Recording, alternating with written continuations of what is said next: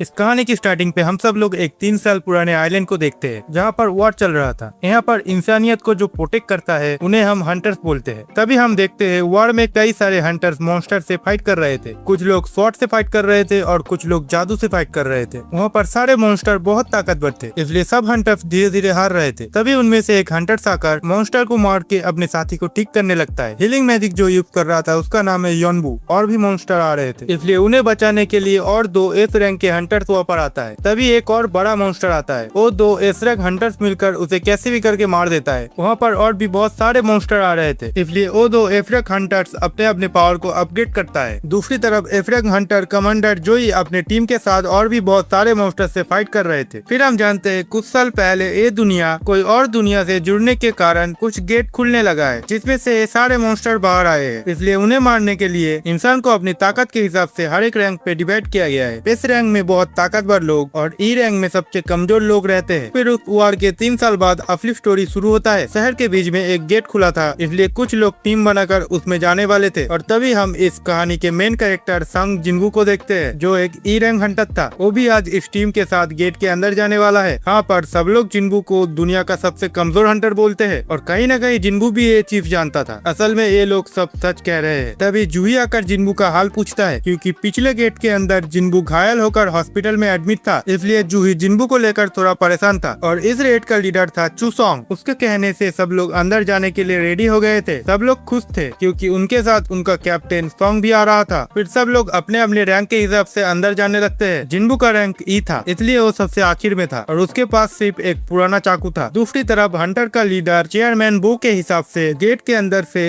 Essence stone जमा करके बेचने से ही सभी हंटर्स को सैलरी मिलता है। गेट के अंदर जिनबू गॉब्लिन से फाइट कर रहा था और तभी उसका पुराना चाकू टूट जाता है और उसे चोट लग जाता है। तभी एक हंटर आकर उस गॉब्लिन को मार के आगे चला जाता है। फिर जूही जिनबू को हील कर देता है। सारे हंटर्स मॉन्स्टर से फाइट कर रहे थे। दूसरी तरफ चेयरमैन वो बताता है, एसेंस स्टोन और माना क्रिस्टल से ही ये पूरी दुनिया चल रहा है। गेट के अंदर सबने मिलकर सारे मॉन्स्टर्स को मार दिया था। मिशन खत्म होने के बाद जिनबू के पास सिर्फ एक ई रैंक की मनी थी, जो एकदम ही बेकार है। फिर तभी उनको एक और गुफा मिलता है। वोट होता है। आखिर में सिर्फ जिनबू का ही वोट बाकी था, पर जिनबू का मॉम हॉस्पिटल पे थी और डैड का कुछ भी पता नहीं था, इसलिए वो जाने के लिए हाँ बोल देता है। दूसरी तरफ हंटर्स के ऑफिस में नए हंटर्स को अपने पावर के हिसाब से रैंक दिया जा रहा था। बड़े हंटर्स इस सब को एक बिजनेस की तरह मैनेज करता है। बाहर शहर में एक चोर घूम रहा था, फिर एक लड़की आकर उसे रोक देता है, जो एक एस रैंक हंटर थी। वोट होने के बाद सब लोग गुफा के अंदर जा रहे थे। जिनबू और जूही काफी अच्छा दोस्त थे, इसलिए जूही जिनबू का बहुत चिंता करता था। जूही एक हीलर था और उसका रैंक था बी। तभी उन सबको एक दरवाजा मिलता है। दूसरी तरफ चेयरमैन सभी नए हंटर्स को उनका काम समझा रहे थे। तो एक प्राचीन तहखाना था और जिनबू एक सबसे बड़े मूर्ति को देखता है, जो बहुत बड़ा था। तहखाने के कुछ नियम वहाँ पर लिखा था। पहला था भगवान को रेस्पेक्ट करो, दूसरा था सबका तारीफ करना और तीसरा था अपने भक्ति का प्रूफ देना। फिर जूही देखता है सबसे बड़ा मूर्ति थोड़ा अलग दिख रहा है। तभी पीछे से दरवाजा भी बंद हो गया था। फिर उनमें से एक हंटर उस दरवाजे को खोलने ही जा रहा था और तभी उस मूर्तियों में से एक मूर्ति आकर 2 हिस्से करके उसे मार देता है, जो देखकर सब लोग बहुत डर गए थे। जिनबू सोच रहा था उससे बड़े रैंक का हंटर कुछ नहीं कर पाया तो उसका क्या होगा। फिर जिनबू देखता है बड़ी मूर्ति का आंख सच में हिल रहा है। जिनबू हमेशा हार जाता था, इसलिए उसके पास पैसे नहीं होता था, इसलिए वो हमेशा जिंदा रहने का कोशिश करता है। जिनबू सबको बैठने के लिए बोलता है और तभी वो मूर्ति अपने आंख से आग फेंकना शुरू कर देता है। जिनबू समझ नहीं पा रहा था आखिर अभी क्या हुआ। उस आग से काफी हंटर मर गए थे। जिनबू समझ गया था यहाँ पर सब लोग मरेंगे।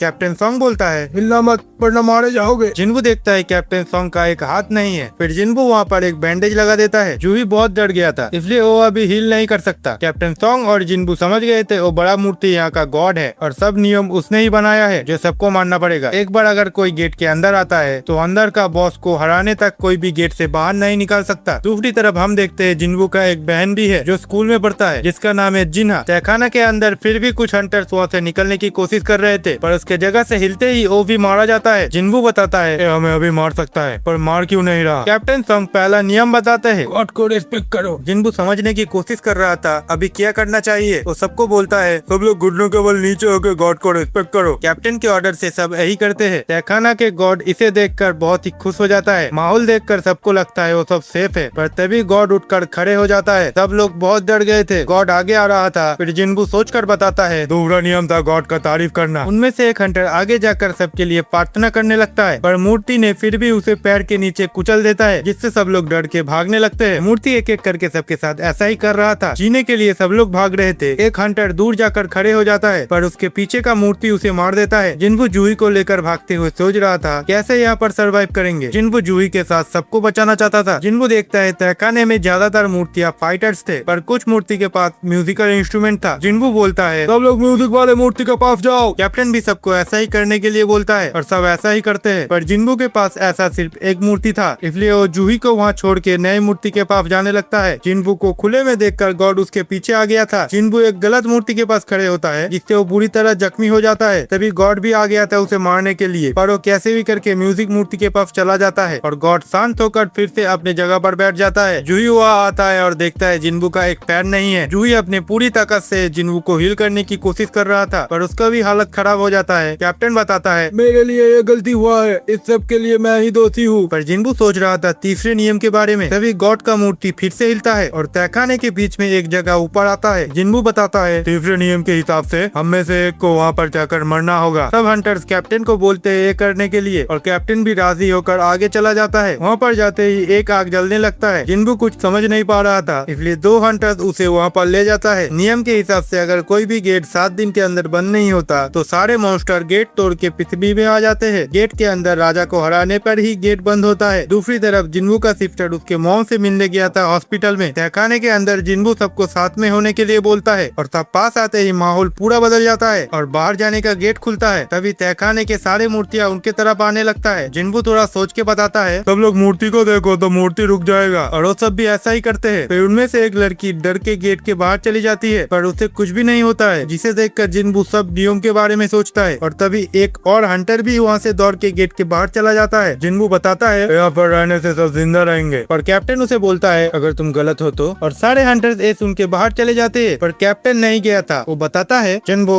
जूही को लेकर बाहर चले जाओ मैं यहाँ रहूंगा। पर हील मैजिक की वजह से जूही का पैर कमजोर हो गया था और वो चल भी नहीं पा रही थी। जिन्बू कैप्टन को बताता है जूही को लेकर बाहर जाने के लिए क्योंकि जिन्बू का एक पैर नहीं था और वो यहाँ से जूही को बाहर नहीं ले जा सकता था। पर जूही जिन्बू को अकेले रखकर जाने के लिए राजी नहीं था। जिन्बू जूही को एक एसेंस स्टोन का टुकड़ा देकर बोलता है यहाँ से जाओ, बाहर आके इसके पैसे से हम रेस्टोरेंट जाएंगे खाने के लिए। जूही इससे गुस्सा हो जाता है। फिर पीछे से कैप्टन जूही को बेहोश करके वहाँ से अपने साथ बाहर ले जाता है। जिन्बू सिर्फ अकेला था अंदर। फिर मूर्तियाँ उसके पास आकर उसे मारने लगता है पर जिन्बू मरने के टाइम में खुद को इतना कमजोर होने के लिए दोष दे रहा था पर मूर्तियाँ उसे बेरहमी से मार रहा था। गॉड भी सब देख रहा था। जिन्बू बोलता है ताकतवर होने का कोशिश किया था पर कुछ भी नहीं हो सका पर फिर भी वो कोशिश करते हुए यहाँ तक आ गया। मरने के टाइम जिन्बू उसके फैमिली के बारे में सोच रहा था। सारे मूर्ति ने उसे काफी बुरी तरह मारा था पर उसके आखिरी टाइम पे जिन्बू और भी जीना चाहता था और तभी मूर्ति ने आखिरी बार भी कर दिया। फिर अचानक उसके सामने एक मैसेज आता है जहाँ पर कुछ लिखा था और 2 ऑप्शन था सिर्फ यस और नो का। जिन्बू यस को सिलेक्ट कर देता है। फिर अचानक जिन्बू का आँख खुलते ही वो देखता है वो हॉस्पिटल में है और तहखाने के अंदर जो उसका हाथ और पैर कट गया था वो भी ठीक हो गया है। जिन्बू सोच रहा था शायद ऐसा एक बुरा सपना था। तभी बाहर से 2 हंटर्स आता है जो हंटर्स एसोसिएशन का मैनेजर जिनजूहू था। जिनजूहू बोलता है जिन्बू तुम पिछले 3 दिन से बेहोश थे। ये सब सुनते ही जिन्बू जूही और बाकी हंटर्स के बारे में पूछता है। फिर जिनजूहू बताता है इस सब के लिए जूही ने हंटर्स का काम छोड़ दिया है और कैप्टन का हाथ नहीं है इसलिए उन्हें भी रिटायर कर दिया है। सभी हंटर्स में से तहखाने से सिर्फ 6 लोग ही वापस आए थे। फिर हंटर एसोसिएशन को गेट के बारे में पता चलते ही व्हाइट टाइगर ग्रुप के कुछ हंटर आकर वहाँ पर देखता है जिन्बू गुफा में जख्मी होकर बेहोश पड़ा है पर प्राचीन तहखाना का कुछ भी प्रूफ नहीं मिला। सब कुछ देखते हुए मैनेजर जिनजूहू जिन्बू से जानना चाहता है क्या तुम्हें पहले कभी जादुई शक्ति का एहसास हुआ है क्योंकि मौत के पास जाने से कुछ हंटर्स के अंदर नई शक्तियाँ जागता है। फिर वो सब एक मीटर में जिन्बू का हाथ रख कर देखना चाहता था क्या उसके अंदर शक्ति का कुछ चेंज हुआ है क्या। पर पावर मीटर को देखते हुए वो दोनों हंटर जिन्बू से माफी मांग के वहाँ से चला जाता है क्योंकि जिन्बू का पावर लेवल एक ई रैंक हंटर से भी कम था जिससे जिन्बू थोड़ा उदास हो जाता है। पर जिन्बू को एक इनविजिबल मैसेज टैब दिख रहा था जो सिर्फ वो अकेले ही देख सकता था। फिर जिन्बू को याद आता है मरने के टाइम पर भी ऐसा ही एक मैसेज पैनल उसके सामने आया था और उसने ये सिलेक्ट किया था। तभी जिन्बू का सिस्टर जिन्ना आता है उससे मिलने के लिए जो बहुत ही गुस्सा थी। जिन्बू जिन्ना को उस मैसेज टैब के बारे में पूछता है पर वो तो इनविजिबल था इसलिए जिन्ना उसे देख नहीं पाती। जिन्बू अब कंफर्म हो गया दिया था कि इस टैब को उसके अलावा और कोई नहीं देख सकता। जिन्ना को वीडियो गेम्स के बारे में बहुत नॉलेज था, इसलिए जिन्बू जिन्ना से गेम का मैसेज कैसे चेक करना है वो पूछता है और तभी टैब का नोटिफिकेशन मैसेज भी खुल जाता है। जिन्बू ठीक था, इसलिए जिन्ना वहाँ से चला जाता है। अंदर जिन्बू धीरे धीरे पूरे टैब की सेटिंग को समझने की कोशिश कर रहा था और तभी उसे कुछ डेली टास्क के बारे में पता चलता है। वहाँ पर ए भी लिखा था, अगर कंप्लीट नहीं हुआ तो यूजर को पनिशमेंट मिलेगा। जिन्बू बीमार था और हॉस्पिटल में था, इसलिए उसे ये सब कुछ बेकार लग रहा था, पर टैब के अंदर एक छोटा सा टाइमर भी चल रहा था। तभी दूसरी तरफ हंटर एसोसिएशन के चेयरमैन मैनेजर जिनजूहू को बताता है जिन्बू का सारा इंफॉर्मेशन ऑफिस में संभाल कर रखना, और वो दोनों वहाँ से चले जाते हैं। इस गिल्ड के लीडर जो खुद एक एस रैंक हंटर है, वो दूसरे एस रैंक हंटर को बताता है, मिस चाम तुम गेट के अंदर नए हंटर को ट्रेन करोगे, क्योंकि वो हंटर के साथ साथ एक बड़ा बिजनेसमैन भी था, इसलिए वो ये सब करता है। रात में शहर के बीच में एक नया गेट खुलता है। दूसरी तरफ जिन्बू हॉस्पिटल में सो रहा था, पर तभी टैब में मैसेज आता है, टास्क कंप्लीट नहीं हुआ, पनिशमेंट के लिए रेडी हो जाओ। और जिन्बू का आँख खुलते ही वो देखता है वो किसी एक अलग दुनिया में पहुंच गया है। जिन्बू कुछ भी समझ नहीं पा रहा था, तभी उसके पीछे एक मॉन्स्टर आता है उसे मारने के लिए, और टैब में मैसेज आता है 4 घंटे तक जिंदा रहना है। दूसरी तरफ हॉस्पिटल में नर्स देखता है जिन्बू अपने बेड पर नहीं है। जिन्बू अपने जान बचाने के लिए भाग रहा था और वो मॉन्स्टर भी उसके पीछे ही था। भागते हुए टैब में से सिर्फ 2 घंटे हुए थे। हॉस्पिटल में सारे नर्स जिन्बू को ही ढूंढ रहा था। जिन्बू कैसे भी करके 4 घंटा पूरा कर लेता है और हॉस्पिटल के रूम पर आ जाता है। फिर जिन्बू टैब में देखता है जिंदा रहने का टास्क कंप्लीट हो गया है। तभी नर्स आकर देखता है जिन्बू जमीन पर पड़ा है। अगले दिन सुबह वो अपने सिस्टर को बताता है, हाँ मैं पहले से ठीक हूँ। दूसरी तरफ जूही को हंटर एसोसिएशन से कॉल आता है और उसे फिर से ज्वाइन होने के लिए बोलता है, और जिन्बू ठीक है इसके बारे में भी उसे पता चल जाता है, जिससे जूही थोड़ा खुश हो जाता है। अगले दिन जूही हॉस्पिटल आता है जिन्बू से मिलने के लिए और देखता है जिन्बू ग्राउंड पे रनिंग कर रहा है, और जूही वहाँ से चला जाता है। जिन्बू को अब टैब के बारे में थोड़ा थोड़ा समझ आ रहा था। टास्क कंप्लीट करने पर गिफ्ट मिलेगा, जिससे वो खुद के पावर को अपग्रेड कर सकता है। जिन्बू को ऐसा देखकर बाकी सब लोग बहुत ही हैरान हो गए थे। आखिरी टास्क कंप्लीट करने से उसे एक गिफ्ट मिलता है, जिसके अंदर एक चाबी था। फिर जिन्बू उसे अपने पास में ही रखता है। फिर जिन्बू उसके मॉम से मिलने आता है, जो 4 साल पहले बेहोश हो गया था, पर डॉक्टर बताता है इसका कोई मेडिसिन नहीं है, ऐसा बहुत ही कम लोगों के साथ ही हुआ है, हम सब सिर्फ इन्हें जिंदा रख सकते हैं। मॉम का इलाज और बहन के पढ़ाई के लिए पैसा चाहिए था, इसलिए जिन्बू काम करता है और वो पैसों के लिए ही एक हंटर बनता है, पर वो दूसरे हंटर से बहुत कमजोर था और गेट के अंदर वो कुछ भी नहीं कर पाता था।